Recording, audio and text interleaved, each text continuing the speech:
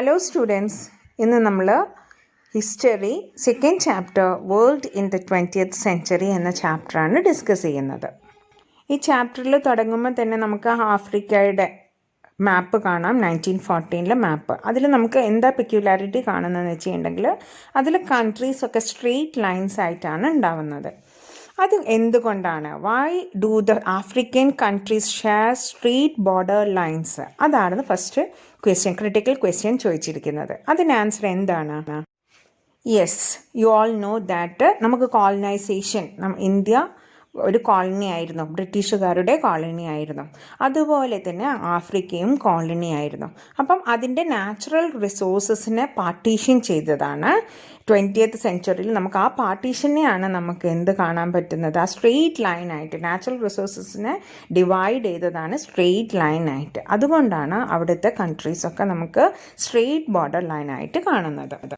ഈ ചാപ്റ്ററിൽ മെയിനായിട്ട് കുറേ ടേംസാണ് പറയുന്നത്. അപ്പം നമ്മൾ എല്ലാ ടേംസും എന്താണെന്നുള്ളത് ആദ്യം അറിഞ്ഞിരിക്കുക. Capitalism, imperialism. അപ്പോൾ എന്താണ് ക്യാപിറ്റലിസം? നിങ്ങൾക്കൊക്കെ അറിയാം, മുതലാളിത്തം. എന്തുകൊണ്ടാണ് ഈ മുതലാളിത്ത സ്ഥിതി വന്നത്, ക്യാപിറ്റലിസം ഉണ്ടായത്? That is because of the industrial revolution. അപ്പോൾ ഇൻഡസ്ട്രിയൽ റവല്യൂഷൻ തുടങ്ങിയതോട് കൂടിയിട്ട് ഇറ്റ് സ്റ്റാർട്ടഡ്, പ്രൊഡക്ഷൻ ഇൻക്രീസ് ആയപ്പോൾ അവർക്ക് മോർ പ്രോഫിറ്റായി. അപ്പം കുറേ ആൾക്കാർ അതിൽ കോൺസെൻട്രേറ്റ് ചെയ്യാൻ തുടങ്ങി. അവർ പ്രോഫിറ്റ് ഉണ്ടാക്കാൻ വേണ്ടിയിട്ട് കുറേ ഇൻഡസ്ട്രീസ് സെറ്റപ്പ് ചെയ്യാൻ തുടങ്ങി. അവരുടെ കയ്യിലാണ് എല്ലാ ഭരണങ്ങളും ഉണ്ടായിരുന്നത്. സോ നമുക്ക് എന്ത് പറയാം? ക്യാപിറ്റലിസം എന്ന് പറഞ്ഞിട്ട് the economic system in which production and distribution are controlled by the capitalist with the aim to increase profit is known as capitalism. ഇവിടെ ക്യാപിറ്റലിസം ഇൻക്രീസ് ചെയ്തു, അതുകൊണ്ട് തന്നെ പ്രോഡക്റ്റ്സ് ഇൻക്രീസ് ചെയ്തു. So they need more markets to sell their products. അവരുടെ products sell ചെയ്യാനുള്ള market വേണം. അതാണ് പിന്നെ കോളനൈസേഷന് കാരണമാകുന്നത്. Using political power and military forces the European countries economically exploited these nations. They become the colonies of European countries. These are called as, this process is known as colonization. അപ്പോൾ അവരെന്താ ചെയ്തത്? അവർ exploit ചെയ്യാൻ തുടങ്ങി. അവരുടെ raw materials, അസംസ്കൃത വസ്തുക്കൾക്കുള്ളൊരു സ്ഥലമായിട്ടും അവരുടെ finished goods വിൽക്കാനുള്ളൊരു മാർക്കറ്റായിട്ടും ഈ കോളനീസിനെ കാണാൻ തുടങ്ങി. അങ്ങനെ കോളനീസായിട്ട് അവർ സെറ്റപ്പ് ചെയ്തു. അവിടുന്ന് റോ മെറ്റീരിയൽസ് അവർ ചീപ്പ് ആയിട്ട് എടുക്കുക, എന്നിട്ട് ഫിനിഷ്ഡ് ഗുഡ്സായി കൊണ്ടുവന്നിട്ട് ഇവിടെ തന്നെ വിൽക്കുക. ആ ഒരു പ്രോസസ്സാണ് അവർ കോളനൈസേഷൻ കൊണ്ട് ഉദ്ദേശിക്കുന്നത്. ക്യാപിറ്റലിസം കോളനൈസേഷന് കാരണമാകുന്നു. കോളനൈസേഷൻ ഇംപീരിയലിസത്തിന് കാരണമാകുകയാണ് ഇനി അടുത്തതായിട്ട് നമുക്ക് കാണാൻ പറ്റുന്നത്. എന്താണ് ഇംപീരിയലിസം? ഇംപീരിയലിസം എന്ന് പറഞ്ഞിട്ടുണ്ടെങ്കിൽ imposing a nation's political, economic and cultural dominance on another nation is the fundamental feature of imperialism. So colonies imposed their dominance using legal system, administrative measures and military forces, etc. So here we can see that what happened, ഈ colonisation ഇംപീരിയലിസത്തിലേക്ക് വഴിതിരിക്കുകയാണ് ചെയ്യുന്നത്. അപ്പോൾ അവർ ഇത് raw materials എടുക്കുകയും അത് വിൽക്കുകയും മാത്രം ചെയ്യുന്നതിൽ നിന്നും അവർ പൊളിറ്റിക്കലായിട്ടും ഇക്കണോമിക്കലായിട്ടും അതേപോലെ തന്നെ കൾച്ചറലായിട്ടും ഡോമിനേറ്റ് ചെയ്യുക ചെയ്യുന്നത്, ആധിപത്യം സ്ഥാപിക്കുകയാണ് ചെയ്യുന്നത്. അപ്പം അതാണ് ഇംപീരിയലിസത്തിന് വഴിയൊരുക്കിയത്. ഓക്കെ, സോ അതിന് വേണ്ടിയിട്ട് അവർ ലീഗൽ സിസ്റ്റം ചേഞ്ച് ചെയ്തിട്ടുണ്ട്. അഡ്മിനിസ്ട്രേറ്റീവ് മെഷേഴ്സ് എന്ന് പറഞ്ഞാൽ ഭരണകാര്യങ്ങളിൽ മാറ്റം വരുത്തിയിട്ടുണ്ട്.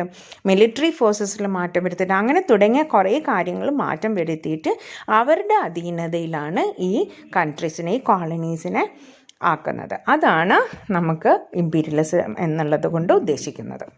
ഇനി നമുക്ക് ഇംപീരിയലിസം എങ്ങനെ എഫക്റ്റ് ദ കോളനീസ്, അതിൻ്റെ കുറച്ച് പോയിന്റ്സ് ഉണ്ട്. That we will study. How did imperialism effect the colonies? First point നിങ്ങൾക്ക് കാണാം, traditional economic system of the colonies was destroyed. അവർ ട്രഡീഷണലായിട്ട് എല്ലാ കാര്യങ്ങളും നശിപ്പിക്കുകയാണ് ചെയ്യുന്നത്. അതായത് അവർക്ക് ട്രഡീഷണലായിട്ട് കുറേ കാര്യങ്ങളുണ്ടാകും, അതിനൊക്കെ ചേഞ്ചസ് വരുത്തുകയാണ് ചെയ്യുന്നത്. ആര്? ഈ യൂറോപ്യൻ കൺട്രീസ്. അവരാണ് ഇമ്പീരിയലിസ്റ്റ് നേഷനായിട്ട് വരുന്നത്. അപ്പോൾ ഇവർ കോളനീസിൻ്റെ മേലുള്ള ട്രഡീഷണൽ ആയിട്ടുള്ള ഇക്കണോമിക് സിസ്റ്റം ഒക്കെ ചേഞ്ച് വരുത്തി. പിന്നെ administrative and judicial system were replaced. Administrative ആയിട്ടുള്ളതും ലീഗലായിട്ടുള്ള ജുഡീഷ്യലായിട്ടുള്ള നിയമപരമായിട്ടുള്ള കാര്യങ്ങളൊക്കെ ചേഞ്ചസ് വരുത്തി. People in colonies were forced to cultivate cash crops in lieu of traditional food crops.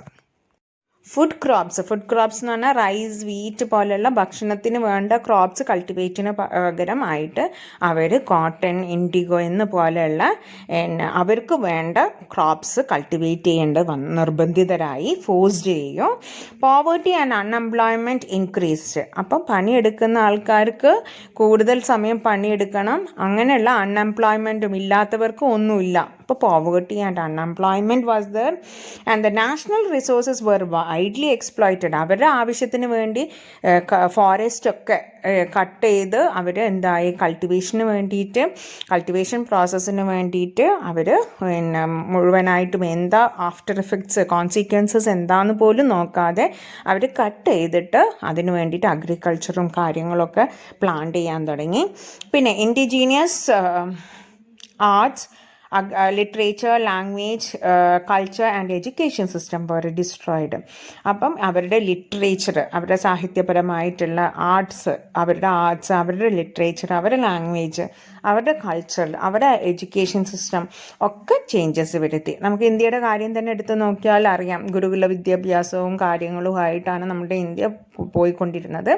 അപ്പോൾ അവിടുന്ന് ഒരു ബ്രിട്ടീഷ് വെസ്റ്റേൺ എഡ്യൂക്കേഷനിലേക്ക് ഈ കോളനീസ് ബ്രിട്ടീഷുകാർ ചെയ്യുകയാണ് ചെയ്യുന്നത്. അതുപോലെ എഡ്യൂക്കേഷൻ സിസ്റ്റം ആണെങ്കിലും ലിറ്ററേച്ചർ ആണെങ്കിലും ലാംഗ്വേജ് ആണെങ്കിലും ഒക്കെ അവിടെ ഒരു ചേഞ്ചസ് വരുത്തുകയാണ് ചെയ്യുന്നത്. അതൊക്കെ ഡിസ്ട്രോയ് ചെയ്യുകയാണ് ചെയ്യുന്നത്. ഇമ്പീരിയലിസം കൊണ്ട് കോളനീസ് ഇതൊക്കെയാണ് സംഭവിച്ചത്. ഓക്കെ, ഇതുവരെയുള്ള ടോപ്പിക്കുകൾ നിങ്ങൾക്ക് മനസ്സിലായിട്ടുണ്ട് എന്ന് വിചാരിക്കുന്നു. ഇനി നെക്സ്റ്റ് നമുക്ക് വേൾഡ് വാറാണ് ടോപ്പിക്കായിട്ട് വരുന്നത്. അത് നെക്സ്റ്റ് ക്ലാസ്സിൽ നമുക്ക് ഡിസ്കസ് ചെയ്യാം. ഇനി സംശയങ്ങളുണ്ടെങ്കിൽ നിങ്ങൾക്ക് കമൻ്റായിട്ട് പോസ്റ്റ് ചെയ്യാവുന്നതാണ്.